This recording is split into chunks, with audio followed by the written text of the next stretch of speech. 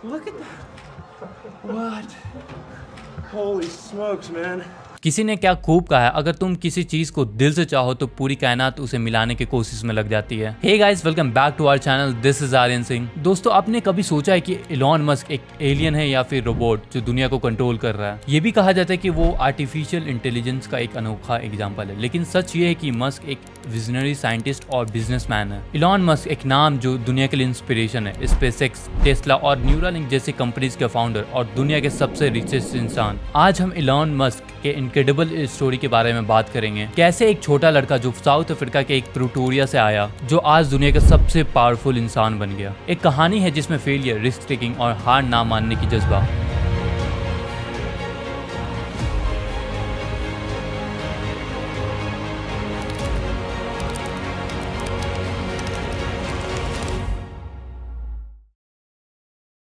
Elon Musk का जन्म 28 जून 1971 के प्रिटोरिया के साउथ अफ्रीका में हुआ। बचपन से ही उनका दिमाग बाकी बच्चों से अलग था। जब दूसरे बच्चे खेल कूद रहे होते तो इलॉन कंप्यूटर्स और कोडिंग में इंटरेस्ट था। सिर्फ 10 साल के एज में उन्होंने कोडिंग सीखना शुरू किया और 12 साल के ही एज में अपना पहला गेम ब्लास्टर डेवलप करके बेच दिया। सोचो यार, इतने छोटे में $500 कमा लिए थे उस टाइम में। पर इलॉन की जिंदगी इतनी आसान नहीं थी। उनके घर का एनवायरनमेंट टॉक्सिक था। स्कूल में बुलिंग होती थी, लेकिन इलॉन ने कभी हार नहीं मानी। ऐसी डिफिकल्ट सिचुएशन के अंदर एक फाइटिंग स्पिरिट डाल दी। जब 17 साल के एज में उन्होंने साउथ अफ्रीका को छोड़कर कनाडा में आए, उनका सपना था दुनिया को कुछ अलग देना। कनाडा में क्यूंस यूनिवर्सिटी में पढ़ते वक्त इलॉन ने इकोनॉमिक्स में और फिजिक्स में डिग्री कंप्लीट की। फिर वो सिलिकॉन वैलीज में आए, जहां न्यू आइडियाज डेवलप हो रहे थे। वहां पे उन्होंने अपने भाई के साथ मिलकर Zip2 नाम का सॉफ्टवेयर बिजनेस शुरू किया। Zip2 ने काफी न्यूज मीडिया कंपनीज के लिए ऑनलाइन कंटेंट बनाने में मदद किया और 1999 में Zip2 को कॉम्पैक्ट ने $307 मिलियन में खरीद लिया। इलॉन ने वहां से अपने $22 मिलियन का शेयर ले लिया। उसके बाद इलॉन ने X.com नाम के ऑनलाइन पेमेंट सिस्टम को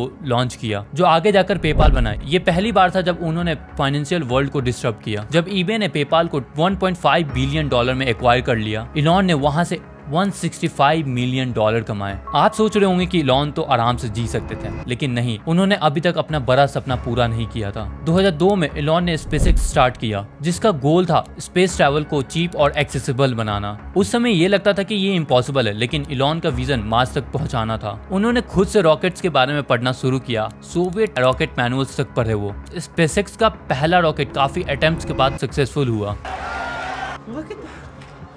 What? Holy smokes, man.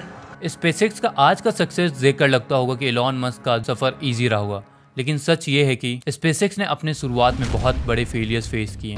2006, 2007, 2008 में स्पेसएक्स ने अपना पहला 3 फैल्कन 1 रॉकेट को लॉन्च किया, लेकिन तीनों फेल हो गए। जब तीसरा लॉन्च फेल हुआ तो स्पेसएक्स बिल्कुल बैंकरप्सी के केज पर था। इलॉन मस्क ने अपना सब कुछ इस मिशन में डाल दिया था। उनका कहना था कि अगर चौथा लॉन्च फेल होता तो स्पेसएक्स खत्म हो जाता। लेकिन दोस्तों, इलॉन मस्क की डिटर्मिनेशन और विजन कभी कम नहीं हुए। जब चौथा फैल्कन 1 लॉन्च हुआ 2008 में, तो वो स्पेसएक्स का पहला सक्सेसफुल लॉन्च था। इस एक सक्सेस ने स्पेसएक्स को बचाया और नासा के $multi-billion के कॉन्ट्रैक्ट को भी दिलाया। इलॉन का कहना था कि ये सक्सेस नहीं मिलता अगर वो पहले फेलियर्स को नहीं करते तो। ये फेलियर्स उनके और उनके टीम को और बेटर बनाते गया। ये सब कुछ करने के लिए इलॉन ने अपने दिमाग का यूज किया, जो सबसे यूनिक था। उनका अप्रोच फर्स्ट प्रिंसिपल का था, जो फिजिक्स के एक फंडामेंटल कंसेप्ट से है। मतलब किसी भी चीज को उसके बेसिक एलिमेंट तक सिंप्लीफाई करना। जब उन्होंने रॉकेट बनाने का सोचा तो सबसे पहला सवाल था कि रॉकेट बनाने की कॉस्ट कितनी है। उन्होंने देखा कि एक्चुअल मटेरियल का कॉस्ट रॉकेट के टोटल कॉस्ट से सिर्फ 2% था। बाकी कंपनीज प्रॉफिट मार्जिन के लिए प्राइस बढ़ा रही थी। बस इलॉन ने खुद अपने रॉकेट्स बनाने का फैसला किया। इसी तरह जब उन्होंने इलेक्ट्रिक कार का आइडिया सोचा,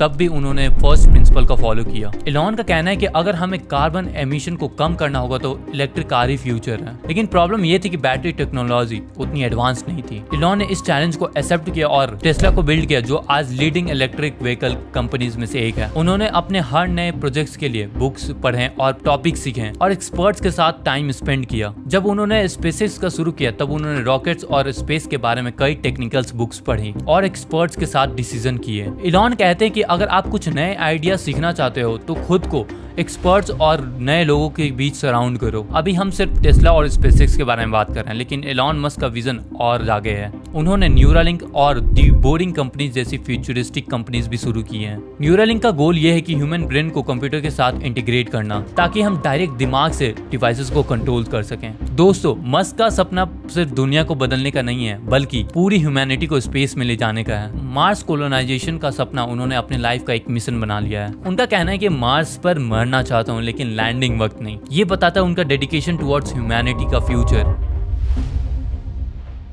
तो दोस्तों, आज हमने देखा कि कैसे एक लड़का जो साउथ अफ्रीका में पैदा हुआ आज दुनिया के सबसे डिस्ट्रप्टिव बिजनेसमैन बन गया। एलॉन मस्क की कहानी सिर्फ सक्सेस नहीं, बल्कि रिस्क टेकिंग, फेलियर और कभी गिव अप करने की नहीं है। उन्होंने हमेशा कहा है कि अपने आप को इम्प्रूव करना चाहिए और फीडबैक लेते रहना चाहिए दूसरों से। एलॉन मस्क का फर्स्ट प्रिंसिपल और हार्ड वर्क दुनिया को बदल दिया है। अब आपको क्या लगता है दोस्तों, क्या हम एलॉन मस्क जैसा रिस्क लेके हम अपनी जिंदगी को चेंज कर सकते हैं? क्या आप फर्स्ट प्रिंसिपल को अपने गोल्स में अप्लाई कर सकते हैं? कमेंट करके जरूर बताएं। तो इस वीडियो के लिए मैं यहीं अलविदा लेता हूँ। मिलूंगा नेक्स्ट वीडियो में नेक्स्ट टॉपिक के साथ। जय हिंद।